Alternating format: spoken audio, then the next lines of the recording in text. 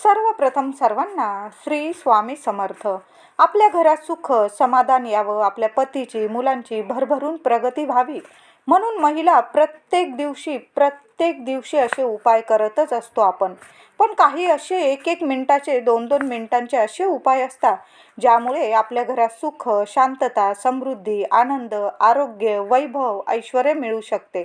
कोणते बरं ते 2 मिनिटांचे उपाय जाणून घेण्याआधी तुम्ही आपल्या चॅनलवर नवीन असाल कृपया चॅनलला नक्की सबस्क्राईब करा. तर हे 2 मिनिटांचे उपाय तुमच्या जीवनात भरपूर धन, सुख, आनंद, समाधान मिळवून देतील तुम्हाला. तर दर मंगळवारी आपल्या घरातील देव्हाऱ्यात कुलस्वामिनीचा कलश नक्कीच भरावा. जरी तुम्हाला तुमचे कुलदैवत माहीत नसेल तरीही 3.5 शक्तिपीठांचे नाव घेऊन तुमची ज्या देवी आईवर श्रद्धा असेल, तुम्ही भक्ती करत असाल त्या देवी आईचं नाव घेऊन आपण कलशाची स्थापना दर मंगळवार किंवा शुक्रवारी आपल्या घराच्या देवघरात करायची आहे. मंगळवारी घरात गणपती बाप्पाला 21 दुर्वा, लाल फुलं अवश्य व्हावे. खडी साखर किंवा गूळ खोबरं असेल तुमच्याकडं, बाप्पाला नैवेद्य दाखवून संध्याकाळी बाप्पाची, आपल्या कुलदेवीची आरती अवश्य करावी. तुम्हाला जेव्हा म्हणजे शुक्रवारी वेळ मिळेल शुक्रवारी करा, मंगळवारी वेळ मिळेल मंगळवारी करा. मी तर म्हणेल की मंगळवारी पण करा, शुक्रवारी पण करा.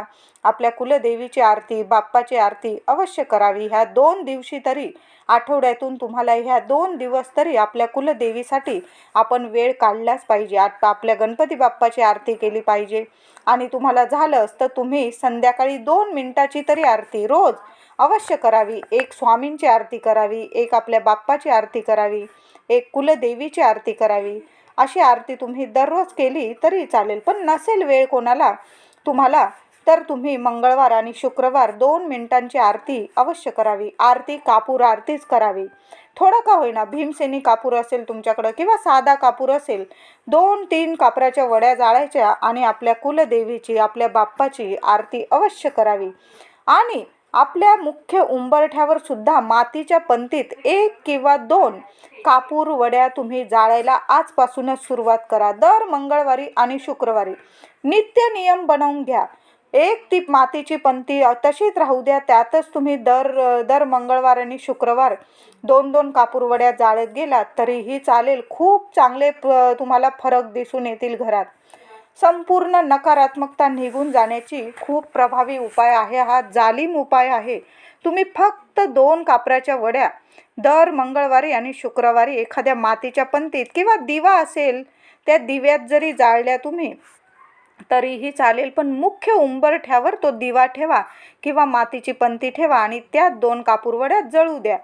बघा काय तुम्हाला चमत्कारिक बदल दिसून येतील. देवीला दर मंगळवारी किंवा महिन्यातून एका मंगळवारी, त्यात पौर्णिमा मंगळवारी आल्यास देवीला पानाचा विडा, तांबूल अर्पण करावा. खूप प्रभावी ठरतो हा उपाय. आणि नंतर तो तांबूल, विडा, पानाचा घरातील इतरांनीच म्हणजे तुमच्या घरातील सर्व मंडळींनी प्रसाद म्हणून खाल्ला तरीही चालेल. तुमच्या घरात इतका फरक जाणवेल की घरातील सर्व इडा-पिडा कायमची दूर होईल. तांबूल अर्पण करून बघा. मंगळवार किंवा शुक्रवार तुमच्या कुलदेवीचा जो वार असेल त्या दिवशी तांबूल अर्पण करा. घरातील पुरुष मंडळींची म्हणजेच तुमच्या पतीची, मुलांची खूप प्रगती होईल. तुम्हाला दिसून येईल चांगला फरक. घरात धनधान्य भरभराट होईल. तुमचे प्रत्येक स्वप्न पूर्ण होईल. स्वतःचे घर, गाडी, मुलबाळ होत नसेल ते सुद्धा होईल. लग्नाकार्यातील अडथळे असतील त्यासुद्धा दूर होईल.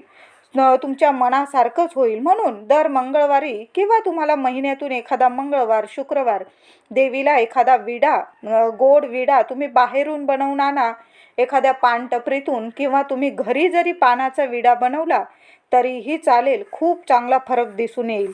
शुक्रवारी कुणालाच कधीच पैसे द्यायचे नाही. कुणी कितीही मागू द्या, पण घरातील लक्ष्मी इतरांना देऊ नका. आणि त्यात संध्याकाळी तर अजिबात नाही. खूपच वाईट परिणाम होतात. शुक्रवारी महिलांनी नक्कीच केस धुवावे. तुम्हाला आठवड्यातून रविवारी धुवायचे असतील तुम्ही धुवू शकतात.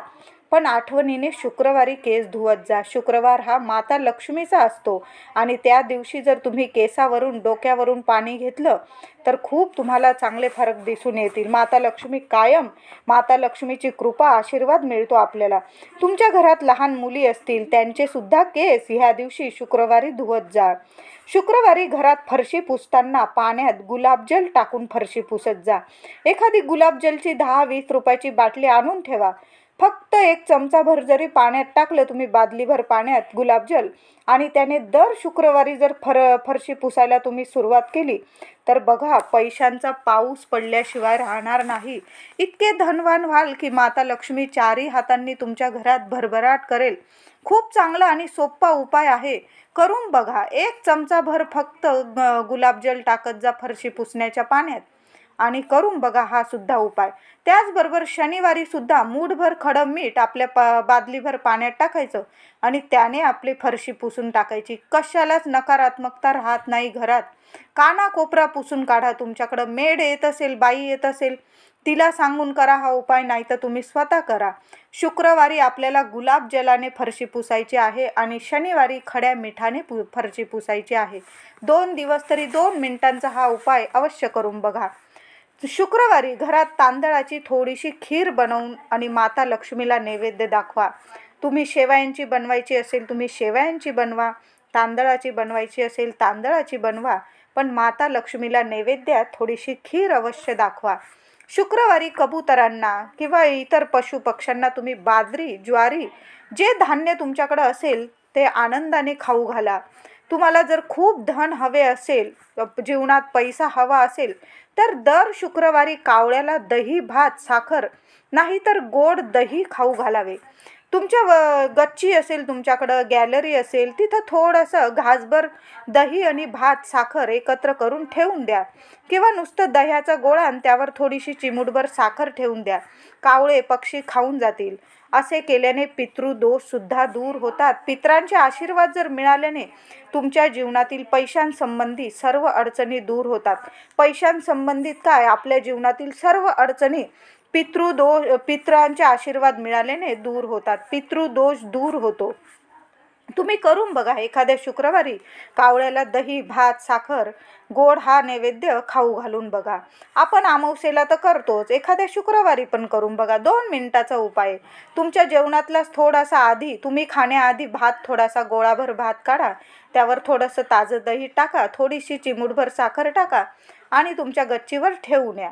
बघू नका कावळे खाताय की कबूतर खाताय, ठेवून या फक्त.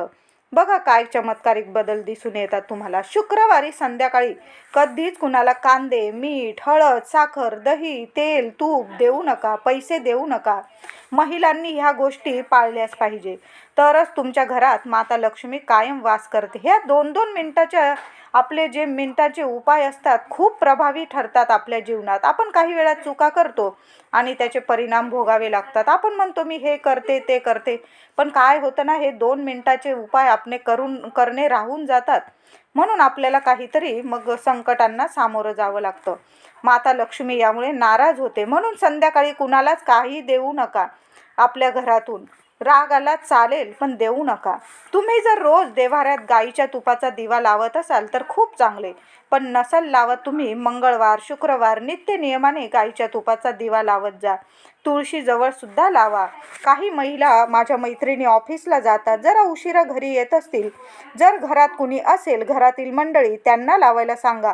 नाहीतर तुम्ही जेव्हा घरी याल जरा उशीर झाला तरी चालेल, आल्यावर आपल्या घरात आपल्या देवघरात दर मंगळवारी, शुक्रवारी देवीसमोर तुपाचा दिवा लावायला विसरू नका. अवश्य लावा. दर मंगळवारी, शुक्रवारी देवी आईची आरती करायला विसरू नका आणि ती पण कापूर आरती करा. शुक्रवारी देवीला लाल फूल जास्वंदाचे मिळाले तर नक्कीच व्हा. मंगळवार, शुक्रवार आपल्या देवी आईला वेणी चढवायला विसरू नका. तुम्ही मंदिरात गेला तर एखादी वेणी बरोबर घेऊन जा. मंदिरात नाही जाता आलं, आपल्या घरात जो कलश भरतो देवी आईचा, त्या कलशाला तरी वेणी अवश्य चढवा. माता लक्ष्मीला अवश्य व्हावी एखादी वेणी. खूप प्रसन्न होते देवी अशाने. मंगळवार, शुक्रवार आपल्या घराच्या मुख्य उंबरठ्यावर हळदीचे लेपन आठवणीने करायला हवं. अवश्य करा. खूप चांगले तुम्हाला रिझल्ट तुमच्या आयुष्यात दिसून येतील. तुमच्या घरामध्ये तुमच्याकडे देवी माता लक्ष्मीची मूर्ती असेल, श्रीयंत्र असेल, तुमच्या देवी आईचा टाक असेल, कुलदेवी आईचा, तर ह्या दिवशी शुक्रवारी किंवा मंगळवारी किंवा गुरुपुष्य, अमावस्या, पौर्णिमा, शुक्रवार, मंगळवार पाहून देवी आईवर श्रीयंत्रावर कुंकुमार्चन नक्की करावे. शुभ लाभ येत आपल्याला खूपच शुभ ठरते. यामुळे लाभ तुम्हाला कामात यश मिळवायचं असेल किंवा लग्न कार्यातील अडथळे दूर करायचे असतील तर शुक्रवारी चणे आणि गूळ गाईला खाऊ घालत जा. खूप चांगले परिणाम दिसून येतील तुम्हाला. प्रत्येक कामात तुम्ही यशस्वी व्हाल. किंवा तुम्ही कुठल्या कामाला जात असाल सॉरी, तर बरोबर चणे आणि गूळ घेऊन जा. आपल्या हाताने गाईला, गोमातेला खाऊ घाला आणि मग पुढं कामाला जा तुमच्या कामानिमित्त. बघा, तुम्ही यशस्वी होऊनच घरी याल, एवढं मी तुम्हाला नक्कीच सांगते. गाईला फक्त चणे आणि गूळ खाऊ घाला. ज्यांच्या लग्न कार्यात प्रॉब्लेम येत असतील, कुंडलीत काही अडथळे असतील किंवा कुंडली जमत नसेल, लग्न कार्यात भरपूर अडथळे येतात लग्न कार्यात, पण मग काय करायचं?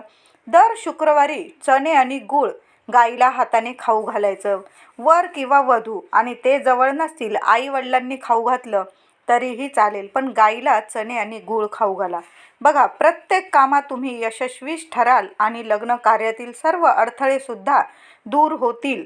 तर घरातील महिलांनी जर हे 2 मिनिटाचे उपाय आपल्या घरात जीवनात केले, तुमच्या घरात सुख, आनंद, समाधान नक्कीच तुम्हाला मिळवून देतील हे 2 मिनिटाचे उपाय. आणि घरात तुमची कुलदेवी माता लक्ष्मी कायम प्रसन्न राहील तुमच्यावर. व्हिडिओ आवडला असेल लाईक करा, शेअर करा, चॅनलला कृपया सबस्क्राईब करा. धन्यवाद.